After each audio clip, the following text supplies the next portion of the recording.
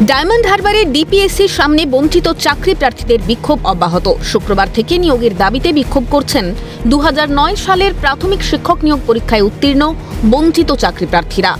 এমনকি রাতেও তাঁরা দক্ষিণ 24 পরগনা জেলা প্রাথমিক বিদ্যালয় সংসদের সামনে অবস্থান জারি রেখেছিলেন।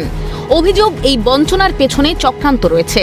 এর মধ্যে কোনো আইনি জটিলতাও নেই বলে দাবি করেছেন বঞ্চিত চাকরি প্রার্থীরা।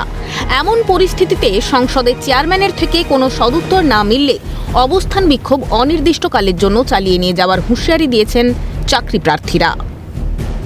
সত্যি মেনে নিতে পারছি না, বঞ্চনার শিকার আজ আমরা 17 বছর, এবং তার এই বঞ্চনার পিছনে এক চক্রান্ত রয়েছে বলে মনে করছি। কারণ এর মধ্যে কোনো আইনি জটিলতা নেই, যেটা সুপ্রিম কোর্টের অর্ডারে পরিষ্কার লেখা আছে যে ডিপিএসসি অথবা রাজ্য সরকার তার নিয়োগ প্রক্রিয়া সে চালিয়ে যেতে পারে, তাতে কোনো বাধা বা কোনো স্ট্যাটাস কো নেই।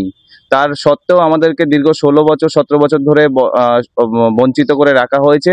আমরা চেয়েছি অন্য অন্য জেলার মতো যে পিটিশনার ভিত্তিক নিয়োগটা হয়েছে আমাদের জেলাতে সেটাও হোক, প্লাস আনুমানিক 650 থেকে 700 নন জয়নিং সিট আছে বলে আমরা মনে করছি, এবং সেই নন জয়নিং সিটগুলোতে আমাদেরকে দিয়ে 2009-কে মুক্তি দেওয়া হোক।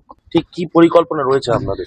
পরিকল্পনা বলতে যতক্ষণ না সরকার সেই জিনিসটা ভাবছে যে আমাদের দেবে, চাকরিটা আমাদের দেবে কি না, সেই যতক্ষণ না সেই সদুত্তরটা দেখছে ততক্ষণ আমরা এই অবস্থান বিক্ষোভটা চালিয়ে যাব। চেয়ারম্যান আমাদের সঙ্গে দেখা করুক, এবং দেখা করার পরে তা আমাদের সঙ্গে বসুক যে কোথায় আমরা যে জানতে চাইছি যে কোথায় যে স্টে আছে, এবং শিক্ষামন্ত্রী আছে তার তিনিও আসুন এবং আমাদের সঙ্গে বসুক যে কোথায় স্টে আছে দেখা, যদি স্টে থাকে আমরা চলে যাব।